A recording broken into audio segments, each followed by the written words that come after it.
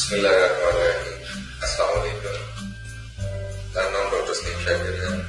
آج کا جو ہمارا ٹاپک ہے وہ سوزاک ہے. سوزاک ایک ایسی بیماری ہے کہ جو زیادہ میل پرسن کو ہوتی ہے. اس کی کچھ وجوہات اور اس کی کچھ علامات کے بارے میں آپ سے ڈسکس کریں گے.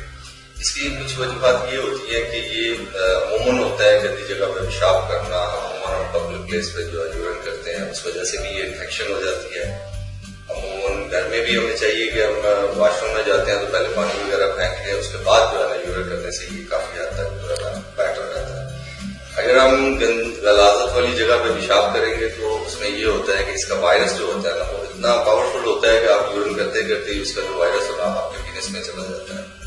جب پینس میں چلا جائے تو آپ کے ٹیسٹیکل کو انفیکشن کرتا ہے, ساتھ میں آپ کے جو ہے نا پینس کی جو وین ہے ان کو سب کو سویلنگ کرنا شروع کر دیتا ہے. اس کی علامات کچھ اس طرح ہے کہ یورین آپ کا جل کے آنا شروع ہو جاتا ہے, بعد میں پھر ڈراپ وغیرہ پین اس طرح کی کنڈیشن بننا شروع ہو جاتی ہے, جسے ہم یو ٹی آئی انفیکشن میں بھی کہہ سکتے ہیں کہ یہ یو ٹی آئی انفیکشن ہو چکی ہے.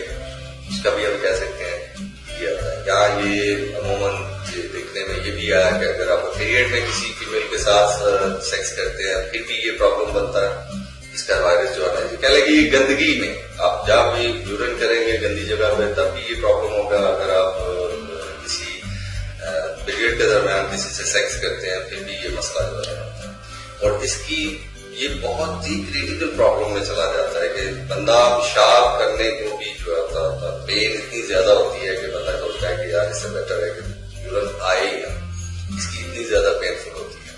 اس کی جو مین چیزیں ہیں کہ اگر آپ اس مرض میں اگر کہیں خاصہ مبتلا ہو جاتے ہیں تو اس کے لیے آپ کو بہتر یہی ہے کہ آپ اسپائسی چیزیں سے اوائڈ کریں, گرم چیز نہ کھائیں, نارمل غذا کھائیں, پانی کا زیادہ سے زیادہ استعمال کریں, اور ساتھ میں اس پہ کوئی احتیاطی تدابیر ہے کہ آپ جتنا بھی ہو سکے اسے واش رکھیں. یعنی اپنا چول وغیرہ کو جب بھی یورین کرنا اس کے بعد اسے واش کرنا چاہیے, کیونکہ اس کی جو آہستہ آہستہ سے جو لفظ ہوتا ہے منی بولتے ہیں, مزی بولتے ہیں, جو وائرس نکلتے ہیں اس سے آپ کو الرجی ہونا شروع ہو جاتی ہے. آپ کے پورے باڈی میں بھی یہ جو ہے ریکٹ کرتا ہے, اور فٹنس کو بھی ٹوٹل جو ہے نا اس کے اوپر دانے اور دبے اس طرح کی کنڈیشنز بننا شروع ہو جاتی ہے, جس سے یہ اسکن جو ہے نا ڈسٹرب ہونا شروع ہو جاتی ہے. اس کا مین جو ہوتا ہے کہ آپ جب اگر اس مرض میں خدا نخواستہ آپ مبتلا ہو جائیں تو بیٹر یہ ہے کہ آپ کسی ڈاکٹر سے کنسلٹ کریں. اگر آپ کو سمجھ نہیں آ رہی تو آپ گھر میں جو ٹوٹکے کر سکتے ہیں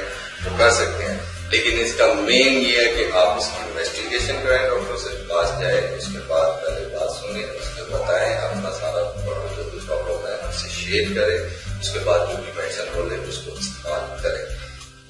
ہمارا یہ ہے کہ ہم اس کے لیے ہومیوپیتھک میں ایک علاج کرتے ہیں. اس کا 100% اس کا جو ٹریٹمنٹ ہے اس کا سوزاک کا, اگر آپ اس کو فوراً اس کو ریکور نہ کریں تو یہ بعد میں امپوٹینسی یعنی کہ نامردی میں بھی جو ہے نا یہ پتہ چلا جاتا ہے. بعد میں کئی پرابلمس بنتے ہیں اور اس کو اگنور بالکل نہیں کرنا چاہیے. اگر آپ کو تھوڑا سا بھی پرابلم ہوتا ہے کہ آپ کو پیشاب کے ساتھ قطرے آ رہے ہیں, بعد میں آ رہے ہیں, پہلے آ رہے ہیں, لیکن ہم لوگ اگنور کر دیتے ہیں کہ یہ خیر ہے کوئی طرف چیز کا ہی اس وجہ سے ہو گیا, لیکن اس کا بیسک یہ ہوتا ہے کہ اس کو سوزاک کا یہ پرابلم ہوتا ہے.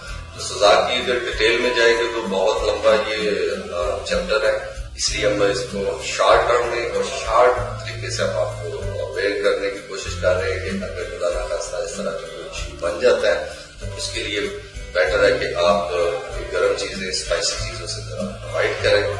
پھر بھی اگر آپ کو کسی چیز کی نہیں سمجھ آتی تو ہمارا اس کے اوپر کانٹیکٹ نمبر بھی لکھا ہوا ہے, آپ ہم سے رابطہ بھی کر سکتے ہیں. اس کا الحمدللہ 100% علاج ہے, اور کچھ دیر میڈیسن کھانے سے انشاءاللہ تعالیٰ یہ آپ کا